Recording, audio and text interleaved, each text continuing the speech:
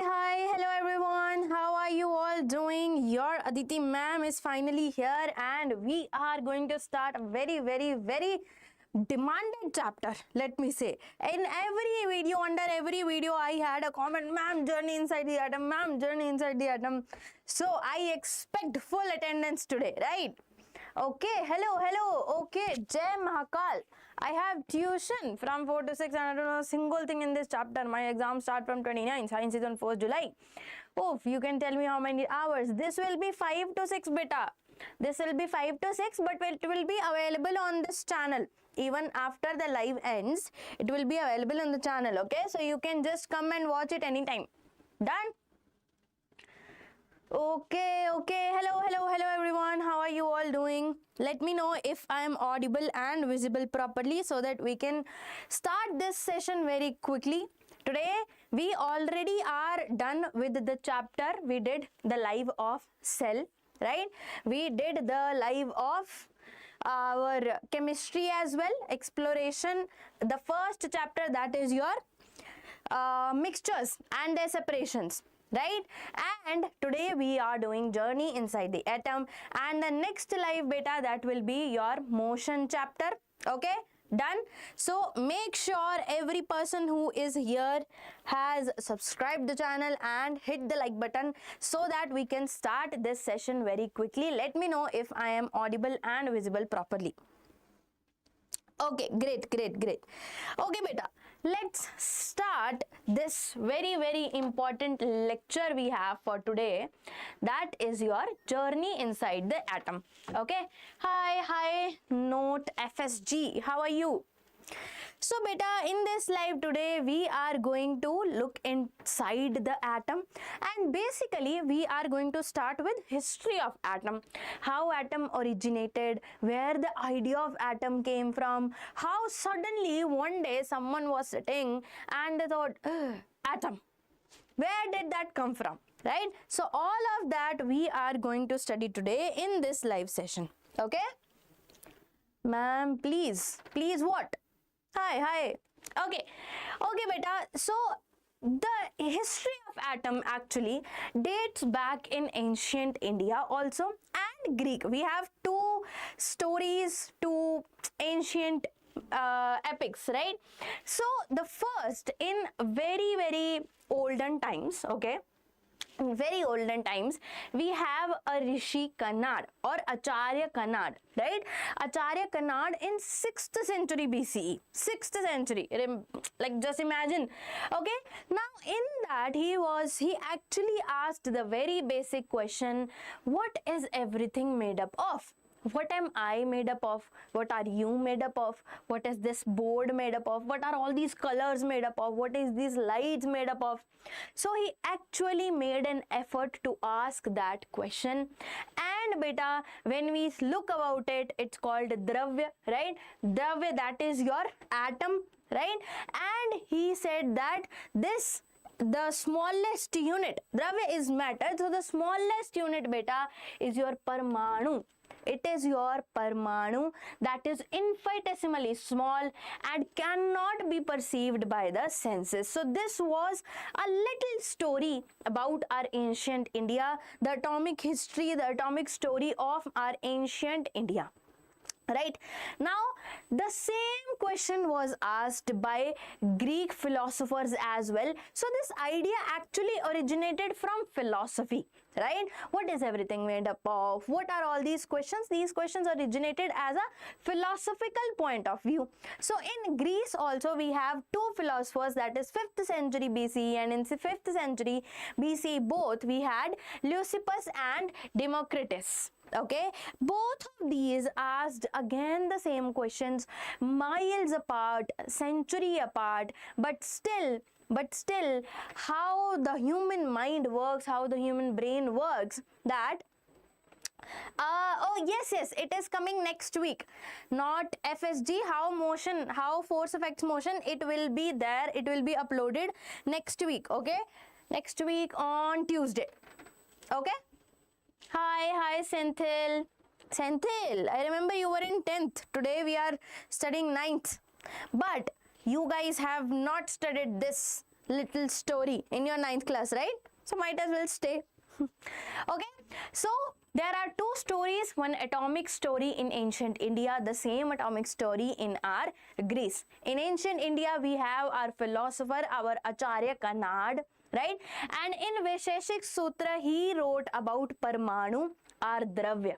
Okay, then beta same in Greece, Leucippus and Democritus, both of these philosophers again asked the same question, what is everything made up of? We named it as Parmanu, they named it as atomos. Okay, so both of these are exactly the same thing, that is our atom that we study today, right? Atom that cannot be broken down, and when you see, this is simply what we called, if two atoms we call it dyad, we call three atoms we call it triad, four atoms we call it tetrad, right? So same, they have this theory that if you break things into pieces, you will see the smallest fundamental unit, that is your atom, and from which all the substances on this earth, everything on this earth is made up of, right? So that was the basic story of your atom. Okay, done. Now beta, after that we actually started on the theory of atom. So what are the main points where this actually originated from? It just was a philosophical idea. Okay, atom was not actually a scientific idea. Atom was asked in the starting, was asked as a philosophical idea, that what is everything made up of, right? So we have Acharya Kanad, he named it as Parmanu, and in Greece we have Leucippus and Democritus, they named it as atomos. Okay, so it was a more of an philosophical idea. So after that we dug deeper into it, and we finally understood that this needs actually a scientific way of studying, right? And the first scientific based, experimental based idea of atom was given by our Dalton G.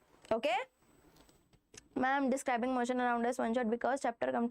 It is uploaded, not FSG, it is uploaded on the channel. Just scroll a little bit down, you will see there the motion chapter is there on the channel. The motion chapter is there on the channel, the one shot. Okay, okay. Now beta, the first experimental based idea, the first scientific based idea was actually given by Dalton in 1808. In 1808, Dalton came and he said that, listen, actually atom is just like a ball. Okay, atom is just like a solid, indivisible particle, right? And it is so small that we cannot see it obviously, but it is just a solid, indivisible sphere, and it is the simplest picture of atom. It cannot be divided further, it doesn't have anything in it, and all that stuff was given by Dalton. So what did he say? That all matter is made up of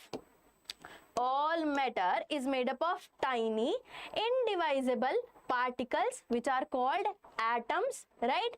And the fundamental building blocks that cannot be broken down, which we know today that it's not actually true. We have actually studied about electrons, protons, even string theory, and we can break it down actually, but during his time, 1808, imagine 200 years ago, he thought about this, right? So that is in itself is a very massive, what do you say, it's an opportunity. It was a massive breakdown in the whole scientific field, that we have something experimental based, or we mostly call it scientific based, given by Dalton.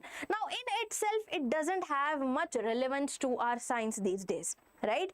But beta, actually stepping up and giving something in the world for the first time is, it can be scary, but in the scientific world it is highly harsh, I will say. Okay, so Dalton was the one, he actually had the guts to come and say that this thing is indivisible. Okay, so this became the starting point of our modern understanding of atomic structure. If it was not for him, maybe we would have taken a lot more years to actually study atom. He started the study of atom. He started a chain reaction where everybody then went into studying atom, right? Now some of the things that this Dalton's theory questioned, right? He questioned that even if we studied cell, right? Now we say cell is not dividable, but still there are so many cell organelles in there, mitochondria, lysosome, right? So with that, we also had the question, okay, I understand atom is not, it cannot be divided, but still, what is it made up of? What is it? A ball, a cotton ball, a metal ball? What is it? What is the material of the atom? Right? So that was the question that originated after Dalton gave its theory. Okay? And they asked, what would they look like? If we were able to see the atoms, what will they look like? Okay? If you have any doubt up till now, let me know. Okay, beta. Then what makes atoms of one element differ from other? And a very important question came that atom is simply an undivisible ball, right? A sphere. Then how come I look different than you? Or how come a camera lens looks different than my eye lens? Or how come my eye lens looks different than me only, my skin only? So a lot of things came after we studied, after we dug deeper into this atomic theory. Okay, so the first person to ever talk about, scientifically talk about atom was our Dalton G. Okay, next beta, after that we have J.J. Thomson. Now, J.J. Thomson gave a very important idea in atomic theory, right? But before that, J.J. Thomson did a very remarkable thing. What he did, one day he was doing some experiment with his gas and he was passing current from the gas, right? He was not meaning to, he was not working on atom, he was working on gases. And we had current, so he was passing some current, some electricity, battery through these gases to study gases, right? Then beta, he came and he saw that what am I seeing? I am seeing that these are some rays which are traveling from cathode to anode. Now, what are cathode and anode? We will study in later classes. Don't dig deeper into that. Only thing you have to remember, I told you, anode is positively charged. Anode beta is positively charged and cathode is negatively charged, right? How do you remember? Beta, A, B, C, D. A comes first, then C, so A gets the positive charge. Okay, are atoms the smallest invisible particles? You can say at your level that these are the smallest, but actually beta, these are not the smallest. We will study in this lecture only that we have electrons, protons, neutrons, right, inside the atom. So don't worry, you cannot say now that atoms are the smallest, but until Dalton, we did say that, okay, atoms are the smallest. Okay, then beta, J.J. Thomson was doing his experiment, blah, blah, blah, okay, and then he saw that current is passing and he saw that some rays are going, and these rays are made up of some particles who have a negative charge. How? Because if these rays are going from negative to positive, then the particle which is going in with this wave must be negative, because negative repels, negative positive attracts, so it is going towards positive, so positive will attract what? A negative charge. It won't attract a positive charge, right? So this particle must be negatively charged, right? So he did lots of experiments with electric field, with magnetic field, and he figured out that this particle, first, it is negatively charged, okay? Second, a most important point, he said that this mass of this particle, the mass of this particle actually is less than mass of our atom, is less than mass of our atom. That means, what does that mean? That means there's something exists that is even smaller than atom. Something exists that is even smaller than atom. Suresh Patra ji. Oh, hi Suresh Patra ji. So now J.J. Thomson was like, what the hell? Atom we were saying was indivisible, but I found something that has mass even smaller than atom. So that means atom is not indivisible anymore. Then we named these. Now he named these as, since they were traveling from cathode to anode, right? So he named these rays as beta cathode rays. He named it as cathode rays. Okay, and he did all this in 1897. Remember, Dalton was in 1808. Okay, and now 90 years, almost 90 years after Dalton, we figured out electrons. So atom was an indivisible particle for 90 years, according to all the scientists.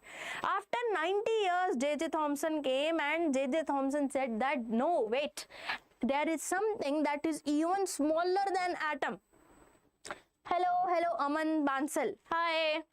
So basically, what were the things that Thomson said?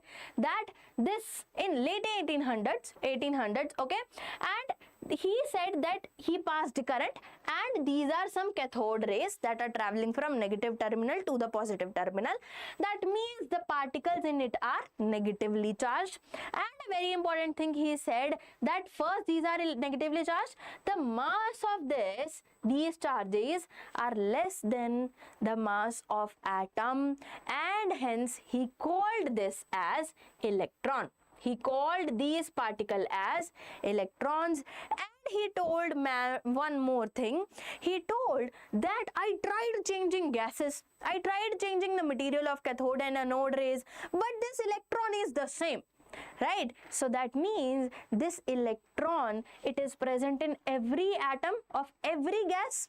Right? Every gas is another atom. Every atom has, he found these electrons in those gases. So that means these cathode rays, they are independent of the gas. They are independent of the nature of these materials. Okay? Done? Okay, Pujitha. Hi Pujitha, how are you? Okay, then go. Done? So beta, finally we understood that after Dalton, after 90 years, J.J. Thomson came, and J.J. Thomson said, and he was not even trying to discover electron. Is the one thing that blows my mind. He was not even trying to discover electron. He was doing his own experiments with some gases and all. Right? But in doing so, he discovered electron. He named these rays as cathode rays, and these have electrons in them. And he figured a very important point, that the mass of these electrons is less than the mass of atom. Okay? Done? The mass of these electrons are less than the mass of this atom, and beta, the charge of this electron was what? 1.6 10 raised to power minus 19 coulomb. 1.6 10 raised to power minus 19 coulomb, and this negative charge is just for convenience. Okay? Done beta? So this was what J.J. Thomson ji gave us. Now actually, after discovering electron, J.J. Thomson said that whatever we were studying about the atom, that this is an indivisible ball, that is not true. That is not true. But we got one more very important question from this. We got very important. Beta, you need some time to understand this. If I tell you in short, you won't understand anything. Okay? Yeah. So then basically J.J. Thomson said that there is electron inside atom, and this electron is negatively charged. Okay, that means we have this atom. Oops, we have this atom, and inside this atom we have negative charge, right? Because of electron. But beta, we know that atom is neutral. How do we know that? Do I look like I'm negatively charged? Are you negatively charged? Do you attract towards a positive charge whenever you see something, whenever there is a current, whenever there are gases? Do you also run towards anode? Do you also run towards anode, right? When there is a current passing? No, in bases we don't, right? Because we are neutral. We are not negatively charged. That means atom actually is not negatively charged. It is not negatively charged. But then how? If we say electrons are inside atoms and electrons are negatively charged, then atom should be negatively charged. Then J.J. Thomson gave one very important theory, and that beta, that is called cathode. Beta is a road. You will study about these later, okay? Don't have to dive so deeper into this. But cathode is like a material, okay, which is what? Which is negatively charged, okay? So current, we have cathode and anode roads. There are some material which are negatively charged, some positively charged. So we make roads of those materials and we put them inside this chamber, and they are connected with the outside battery. These are connected with some outside battery, okay, and current passes through them, and through these help of these cathodes and anodes, we pass the current inside this chamber, okay? Those are what cathodes and anodes are. Done? Okay, next beta, now J.J. Thomson ji, he said, okay, no, we are missing something. Atom is neutral, but if it has negative charge, then it also has positive charge. It should have positive charge. If this whole sphere is, we have negative charge in this sphere, okay, for it to be neutral, neutral means no charge, we should also add 3 positive charges, okay? Now positive, negative, these cancels each other, and then this atom is neutral, okay? Then Thomson ji said, let me give you a new model of atom. What Dalton said was wrong. Atom is not indivisible. Atom can be divided. Right now we are not dividing atom, we were just seeing that what is inside this atom, okay? So Thomson ji said, okay, wait. Now, let me tell you what an atom is. Atom is a watermelon. Atom is a melon. So, how do you say this now? It's a melon. He said that all this red pulp of this melon, that is positive charge. Okay, that is positive charge. And all these seeds, these black small seeds, these are electrons. This is exactly what an atom looks like. It is filled with positive charge, okay? It is filled with positive charge, and in between that whole positive charge, we have small electrons. We have small electrons that are just floating around inside this red pulp, okay? Inside this red pulp. Done. So this was what given by Thomson.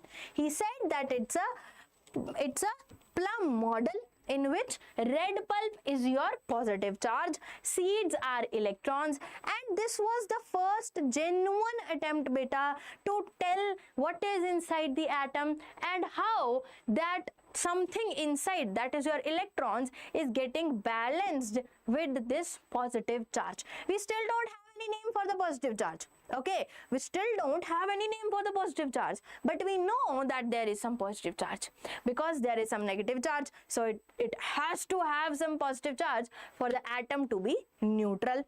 Okay, now this was also acceptable. Everyone was like, okay, fine, we will understand that there is a positive charge, there is a negative charge, and then that's okay. But then came Rutherford and his 2 chutkus, okay, his PhD scholars. So under Rutherford beta, 2 of his scholars were working, and what they did an experiment. Okay, they did an experiment saying, yes, atoms do not show any color. Yes, atoms do not show any color, correct. But everything has a color. So how does everything has a color? That we will also look in some time. Okay, in some time, just wait for some time, we'll understand how atoms actually, how everything has color. Okay, CMS student, what is a CMS? What is a CMS student? Okay, now beta, the gold foil experiment. Now remember, Dalton was 1808, then came Thomson 1897. Right, after 90 years, and even after that 10 years we were still understanding that red pulp is our positive charge and seeds are our negative charge. Okay, then came beta Rutherford, and under him there were his 2 scholars, those were Geiger and Marsden. Okay, Geiger and Marsden. Now they were doing some experiment. What they were doing? They got a thin gold foil, so thin that only one atom is present at one location.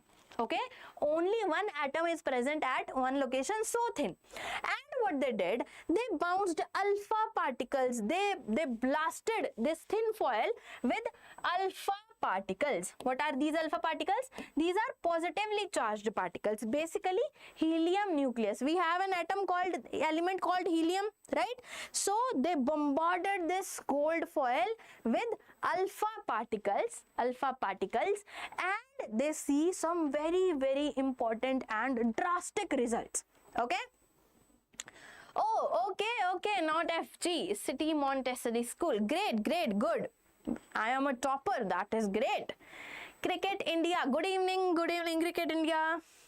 Okay, so beta, now what happens when Geiger and Marsden, they were sending so many alpha particles toward this gold foil, right? Now what do you expect, right? There is this atom, okay, and up till now we know that it has red charge in it, red positive charge, and in that red charge we have electrons scattered in it. And now if you bounce so many positive charge on this atom, what do you think will happen? Positive repel, they will bounce back, some of the electrons they will attract. So they were planning on seeing what actually happens. Okay, so they expected that all passes through straight, or they deflect slightly. Because of the positive charge they deflect, because of the electrons and all that stuff they will mostly pass straight. That was their expectation. Okay, hi, good evening everyone. But beta, when they saw after this experiment, literally shocked everyone. It was one of the main turning points in our atomic theory. Okay, now what happened when they bounced this alpha particle on the atom? Now this is our atom, right? And they were bouncing these alpha particles on this atom. Now what did they see will blow your mind. They saw that almost 90% of these particles went straight. 90% of these particles went straight. Some of them were a little bit deflected. Some of them got deflected a little bit. They got deflected. Not this color. They went and they deflected a little bit. Some of them went, deflected a little bit, went, deflected a little bit, deflected a little bit. Now, okay, what is happening? And while doing this, they saw that one or two of the alpha particles exactly bounced back. One or the two alpha particles, they exactly bounced back. Exactly bounced back on like an angle of 160 degree, 170 degree. Okay, I don't know, Malesh, you tell me. Okay, so what is happening? Everyone was confused. Geiger, Marsden, Rutherford, they went and they called their teacher Rutherford. Sir, what happened? They should go straight or they should deflect. But why are they going straight at some point? Why are they deflecting at some angle, some others?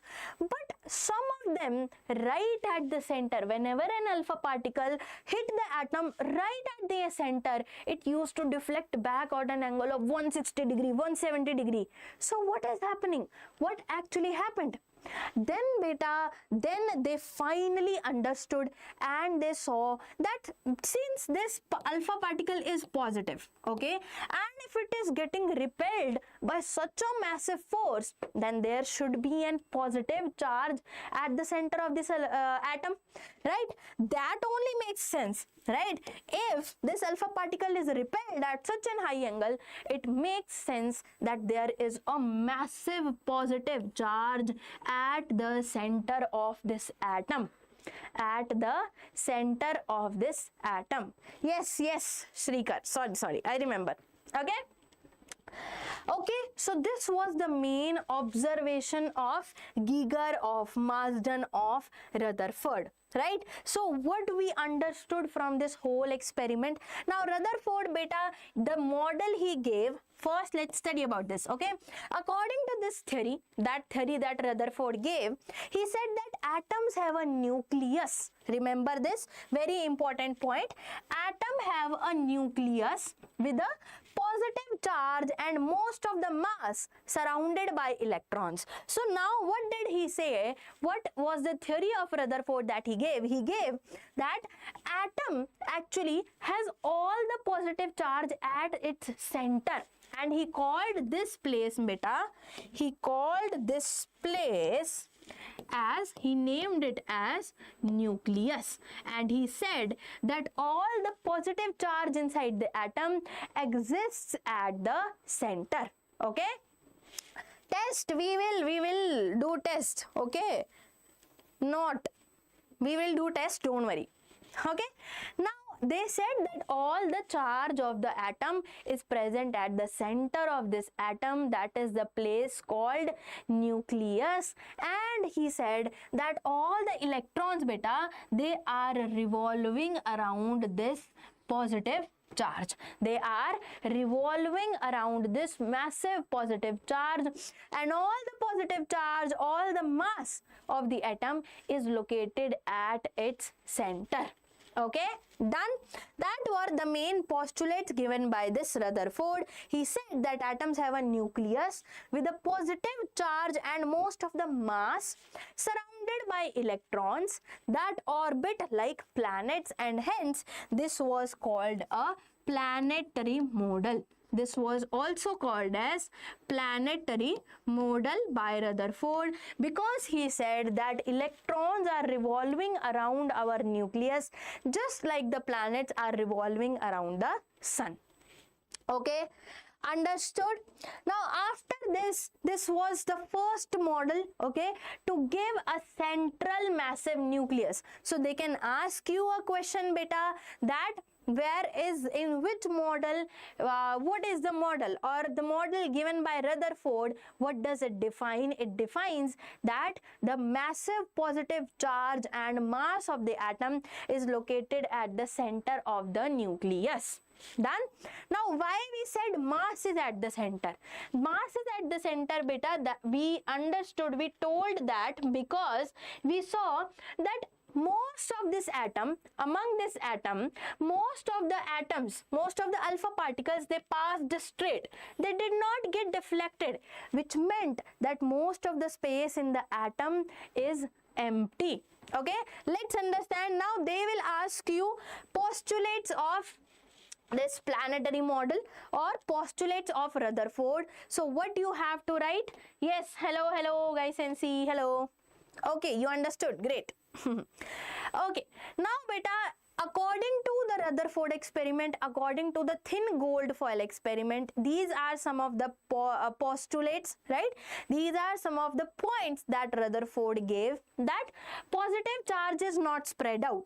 J.J. Thomson said that positive charge is all around the atom, right? But he said that, Rutherford said that positive charge is not scattered. It is concentrated at a very, very tiny dense sphere. And you know how tiny this is? If you consider atom as a cricket ground, then a pepper, a single piece of pepper, a single grain of pepper at the center of that cricket ground will be your nucleus. Okay? That will be your nucleus. They didn't scatter. Yes. That's why we say that the positive charge is not spread out. Okay, that is your first point. Next beta, that means if the alpha particle is not scattering, that means atoms have a massive empty space in them. Most of the atom is empty space because alpha particles passed through, right? And inside that nucleus beta, that nucleus is very dense and it holds all the positive charge and all the mass of the atom. All the positive charge and mass of the atom. The small, ma'am. Yes, actually that's small.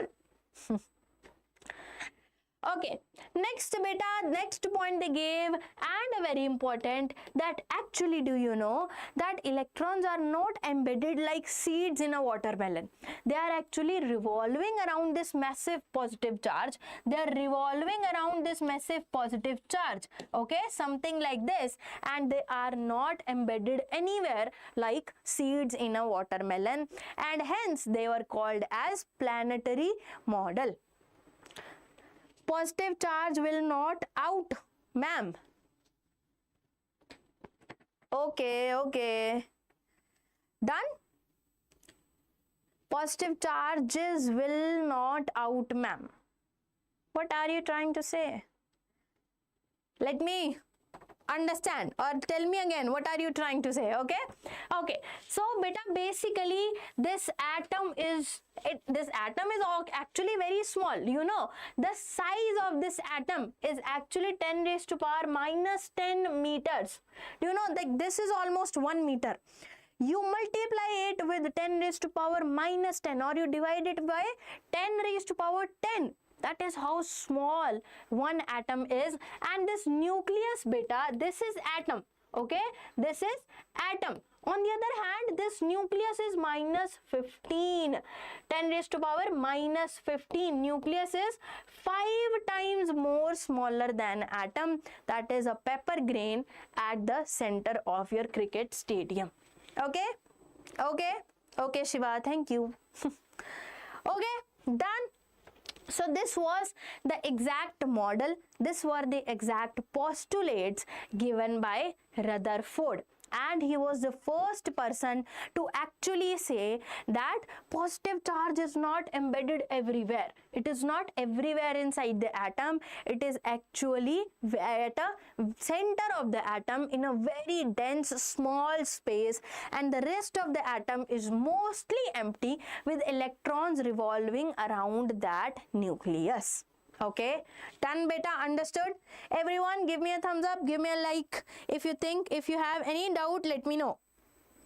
Okay, okay, next beta, after this, so what did we do till now? We started with Dalton. Dalton said that it's the atom is indivisible. Then Thomson said, after 90 years, Thomson came and he said that wait, actually there is something which has less mass than atom. That is our electron. Okay. Then after he said, but electron is negatively charged. Does that mean atom will negatively charge? He was like, no. Atom has positive charge in it as well, and hence this positive and negative charge are equal in number, and they make the atom neutral, right? Then after that, Rutherford was doing an experiment and he saw that actually most of the alpha particles pass straight through the atom. That means 90% of the atom is empty. Okay, and at the center there is a massive heavy charge, a positive charge. So he said that Thomson said that positive charge is scattered, but actually positive charge is not scattered. Ma'am, when he said that, when he said what? When he said that, there are all the years written as well. In Dalton was in 1808.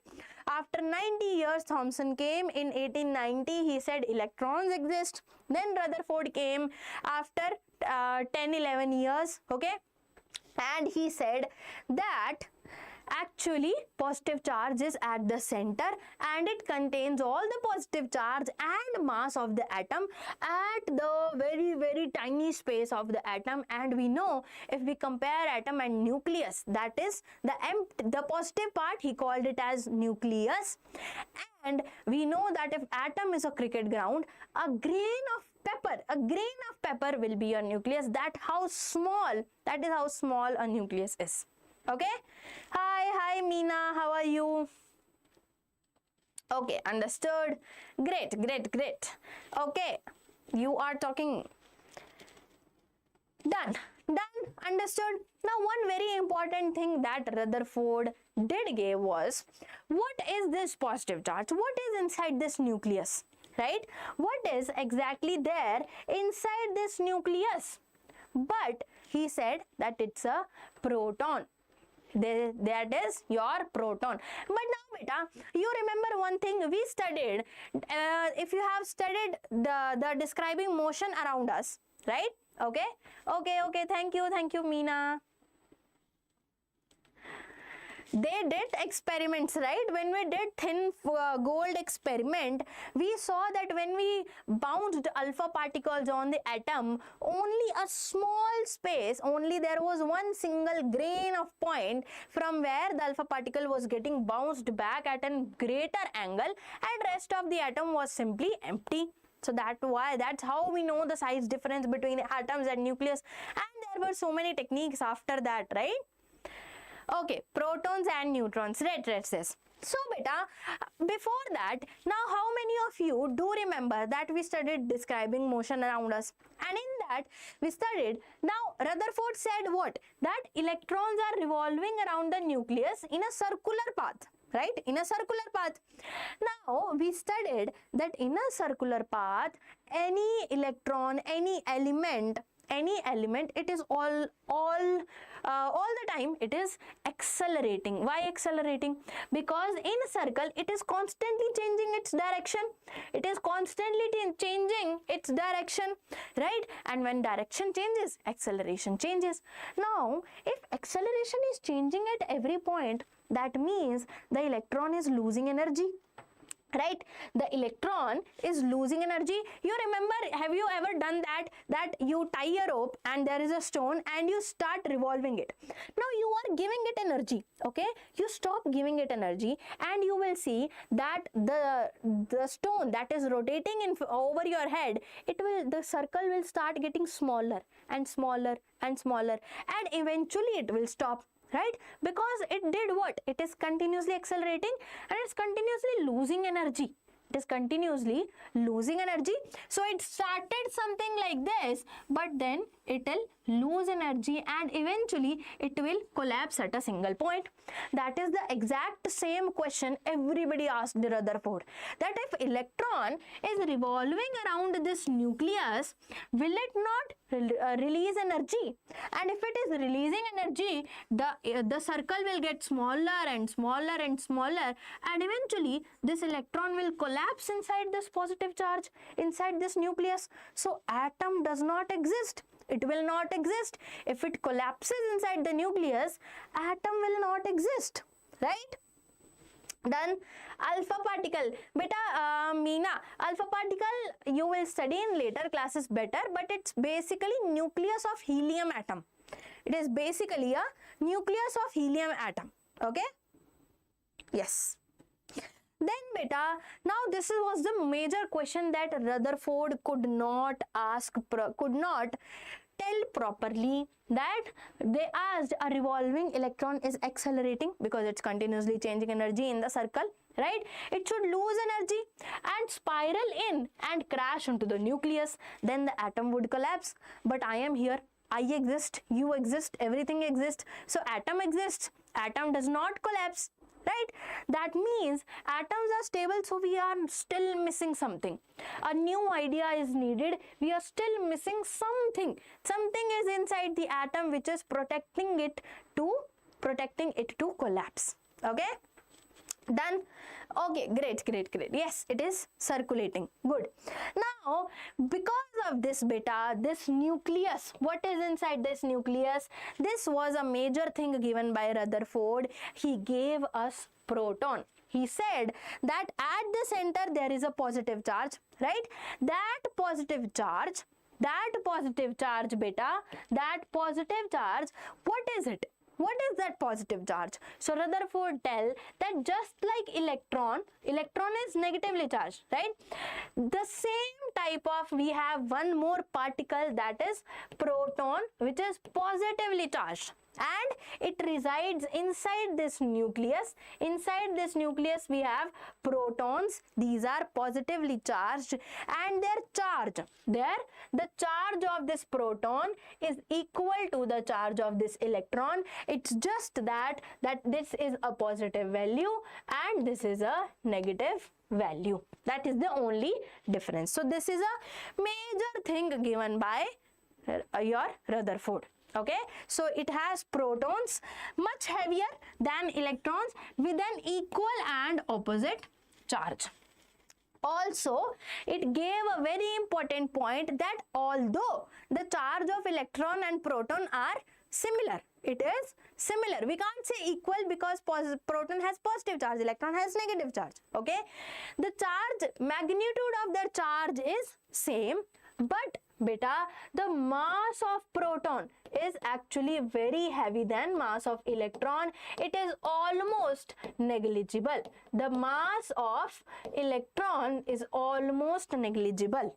Okay, so we take that the mass of atom is almost equal to the mass of proton because electrons don't have much mass. 9.1 10 to the power minus 31 kg is the mass of your electron. Okay, done. Yes, Sri Lakshmi, we will study about neutron. Wait, that comes after this. Okay, we are studying in a chronological order in history, right? First Dalton came in 1800s in the start, right? 1807. Then came Thomson, 1897. Okay, then came Rutherford, that is 1908 or something, right? Then after that beta, after this Rutherford, the structure given by Rutherford is not entirely correct, right? We still don't know why atoms does not collapse, because according to the Rutherford, electron is revolving around the atom and it should collapse. It should collapse because it is continuously losing its energy and it should collapse inside the nucleus. But he gave a very important point that inside this nucleus we have a positive charge, and that positive charge is bacha what?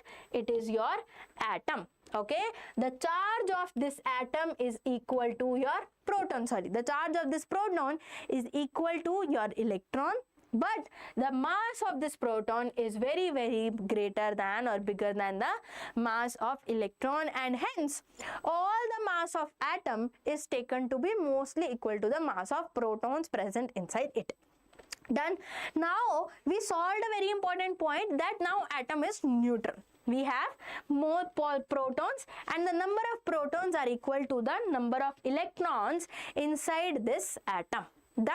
So we have in helium 2 protons, 2 electrons. In sodium we have 11 protons, 11 electrons, and all these protons are residing at the center of this atom, and that place beta is called nucleus. Inside the nucleus we have all the positive charge and all the mass of the atom, and outside it electron is revolving. Okay, we just have to figure out how this electron is not collapsing inside this atom. Done. Then came, hi back, welcome back. Then came beta, after that came Bohr ji. Bohr ji was one of the finest, he gave one of the finest thing. He said, do you know that actually this electron is not losing energy? That we know. Okay, Bohr ji. We also know because atoms is not collapsing. Okay, atom is not collapsing. Ma'am, how can we weigh them? Oh, good question. Do anyone here know actually? Guys, NC or all the people who here, do you actually know how to weigh atoms? How did they weigh atoms? You tell me. Until then I explain and then I'll tell you. Okay. So beta, after the major question, the big question that why atom is not collapsing, Bohr ji came in 1913. Bohr ji came in 1913 after 3-4 years of Rutherford, and he was a student of Rutherford only. Bohr was also a student of Rutherford. Okay, then beta, we know that Bohr said one thing. He said that actually this is the positive charge and electron is revolving. It is not revolving around this atom randomly. It is revolving in a fixed circular path. It is revolving in a fixed circular path. So that means it is revolving in just this one circular path continuously, and it is not allowed to leave this path. It is not allowed to leave this path. Okay, and if it is not allowed to leave this path, it cannot collapse inside the nucleus. That is what Bohr gave us. And beta, these path, these circular paths, one circular path, two circular path, three circular path, this was given by, this was named as shells or orbits or energy levels. Now let's understand a little bit more how actually electrons exist in these circles, in these shells, in these orbits, in these energy levels. Okay, now beta, we named them as, there is this positive charge, right? This is our positive charge at the center of atom. Now around this we said that we have fixed circular paths. Now there are lots of paths. Okay, this is your first path. Okay, fixed circular path. There is another fixed circular path. There is another fixed circular path, and we named them as K, L, M, N. That is your first circular path. That is right next to your nucleus. And then the second, that is L, which has N equals to 2. Second path. Third M, then N. Third and fourth path. Okay. So that was the main thing, right? That was the main thing. Done. Then we named it as KLMN shells. Okay, K is the closest, and also beta, as the K is closest, okay, this K has very less energy. This has very less energy, and as we go out, this has K has very less energy than L, and as we go out, energy increases. L has more energy than K, and now M has more energy than both L and K. N has more energy than M, L, K, all three of them, right? Now this is the basic structure of your Bohr model of atom. When I say energy, I mean the energy of the electron that is revolving inside this path, and that electron should have a particular energy to enter into this path. This path has specific energy, and it's like it asks electron, do you have this energy? Oh, you have more. I want have you go into the L shell. L shell asks, what is your energy? This much energy. You go into upper shell, M shell. Okay. Yes, okay. Ma'am, we can use quantum mechanics like ionizing and removing the electrons. Yes, of course we do that. You cannot do that at home, but yes, definitely. Okay, yes, there are some very intelligent people in our class. Quantum mechanics, that's a big word for a 9th class one. I didn't know quantum mechanics until I was in 9th class. मैं अभी आई हूँ, इसलिए ma'am मुझे समझ. Okay, it's fine. You stay here, you go through it. The one shot is already uploaded. You go through that, you will understand everything. It's not much hard. Okay, so basically this was what Bohr said. He said that electrons are revolving in fixed circular paths. He called them shells or orbits or energy levels. Okay, yes, all the notes will be available in the description. One shot is already uploaded. In that description also you will get these notes, but after this live session, notes will be available in the description. Okay, everyone understood? Okay, then we named this as K, the closest shell to the nucleus, then L, M, N has more energy than M has more energy than L, and K has the lowest energy. And beta, these shells, these are fixed circular paths, okay, so they have fixed energies, and we also call them stationary paths or stationary states. Stationary means they are not moving, okay. Vedic Tripathi, hi, good evening Vedic Tripathi ji. Okay, good, understood? Yes. Okay, so these are fixed shell, and because these are fixed, electrons are not allowed to leave these shells, and hence it does not collapse inside the nucleus, and it does not lose its energy, right? It cannot lose energy. It has definite amount of energy. And this one state is called beta stationary state, and this actually explains the atomic stability. This actually explains us why the atom does not collapse. Okay. Now, this energy, this electron we talking about, see, we gives lots of time, we give energies, these lights, solar energy, chemical energy, and so many energies we give to our gases. So what happens? But this electron is in your K shell, right? It can absorb this energy, and now it has more energy, but K shell has very less energy. So K shell says, I won't keep you, you are too heavy for me. Okay, so he said, okay, you have this more energy, you go into L shell. So it absorbs energy and jump to a higher shell. That is how electron absorbs energy and jump the shell. If it is in L shell, okay, if this electron is in L shell and it loses some energy, so L is like, hey, you have less energy, go out, I won't keep you. So it knocks the K shell, can I live with you, I have less energy. So K shell is like, okay, you come here. So electron loses its energy and goes to the K shell. Done?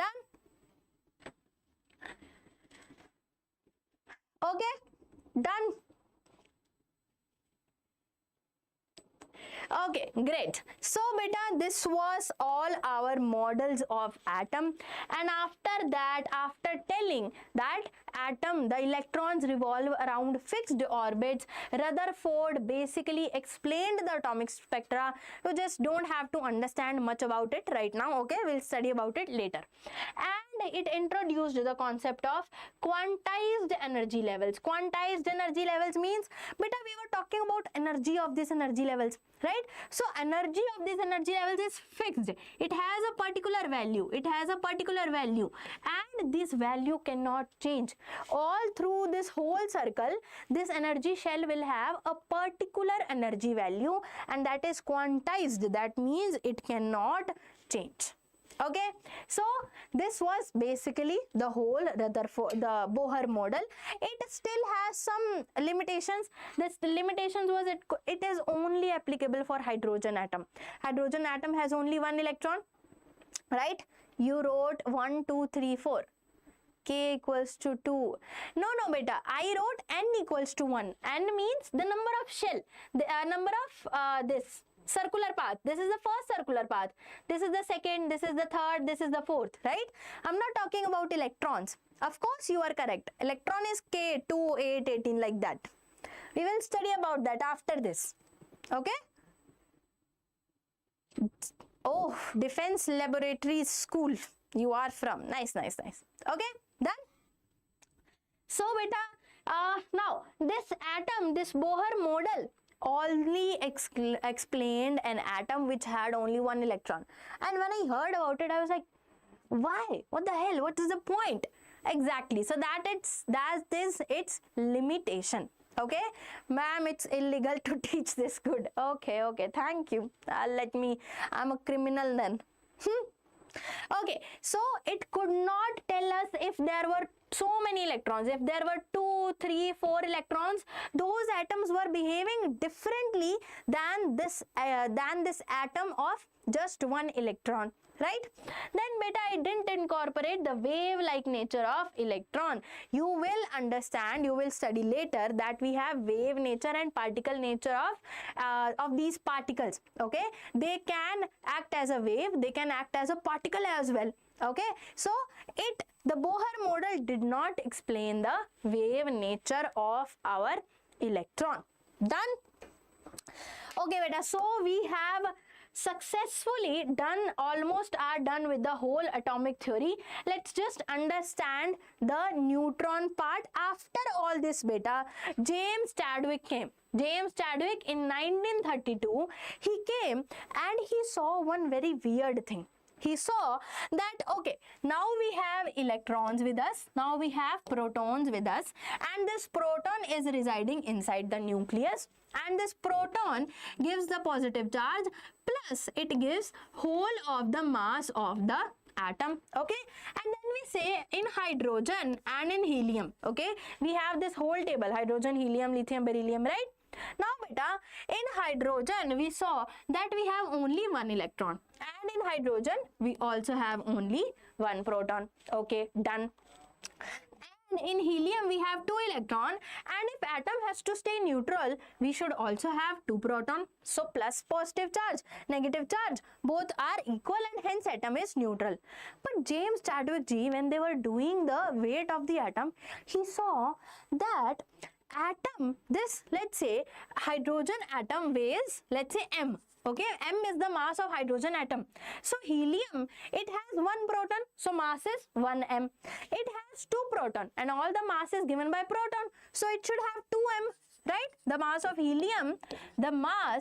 helium and hydrogen should be, the mass of helium should be 2 times the mass of hydrogen. Mass of helium should be 2 times the mass of hydrogen, because helium has 2 protons and hydrogen has 1 proton. Right? So 2 of the molecules of hydrogen will be equal to the 2 of the molecules of 1 molecule of helium. Right? But he saw that in actual this was not the case. He saw that in actual mass of hydrogen was actually 4 times the mass of helium is actually the 4 times the mass of hydrogen. How did this happen? How did this happen? Stationary state beta means it is not moving, it is fixed. That is mean it's stationary. Fixed circular path. So stationary path. Okay? Okay, now this was a major problem. Then all of the mass is in proton. Protons are twice the number than hydrogen. So mass should also be 2 times. But mass is 4 times. Then he discovered neutron. Then beta, he discovered neutron. And one of the major properties, 2 major properties of the neutron are that mass of this neutron is equal to mass of our proton, is equal to the mass of our proton, and beta, this neutron is chargeless. It does not have charge. It is chargeless, as we call it. Okay, so basically it resides inside the nucleus. Inside the nucleus. So what did we saw? We saw that we have a atom, right? We have an atom, and inside that we have a nucleus, and inside that nucleus beta, earlier we thought we just have proton, but now we know after this that we also have neutrons inside this nucleus, and electrons are revolving around in stationary states. Electrons are revolving around in stationary states. Charge of proton is equal to the charge of electron. Okay, mass of proton is equal to the mass of neutron. Both of this proton and neutron exists inside the nucleus, and because the charge of proton and neutron are equal, that means proton has positive charge, electron has negative charge. That makes our atom as a whole neutral. Okay, that makes our atom as a whole neutral. Done? Okay, so this is the whole theory. How did they find neutron? So basically beta, the idea started when they started weighing the elements, right? So they did, helium has 2 protons, but its mass was 4 times the mass of hydrogen, whereas its mass should be 2 times the mass of hydrogen, right? So James Chadwick discovered this neutron. You will study later. And James Chadwick was also a student of Rutherford, who discovered neutron. Its mass is equal to proton and it has no charge. It is described by the symbol N, right? So neutrons sit inside the nucleus, all of the atoms except hydrogen. So inside the hydrogen beta we just have 1 proton, but inside all other elements, helium, lithium, beryllium, boron, we have nucleus as well. Okay, and beta, whole of the mass of the atom is given by mass of proton plus mass of neutron. Electron's mass is negligible. Okay, now one more thing can be asked, that inside this nucleus is very small. We saw grain of pepper. So inside this nucleus we have so many protons. For lithium, beryllium, protons, number of protons increase. So plus plus, they will repel each other. That's where neutron comes into play. This sits between these neutrons. And they reduces their repulsion, and they give in a new thing called, and they account to a new thing that is called your nuclear force. Nuclear force is between beta these nuclear particles, small nuclear particles, neutrons, protons, and together these neutrons and protons, these are called nucleons. Okay, so beta, we are done with the whole atomic theory, starting with Dalton to J.J. Thomson to Rutherford to Bohr, and then James Chadwick, who gave us neutron. J.J. Thomson gave us electron, Rutherford gave us proton. Okay, yes, we can write neutron as N, we do. Okay, yes, very good. Okay beta, so that is it for this live session. Make sure you subscribe this channel because we are coming live every day. Okay, and there are so many one shots available on the channel. You go watch them as well, and I will meet you in the next live session. Tata, bye bye. Bye bye.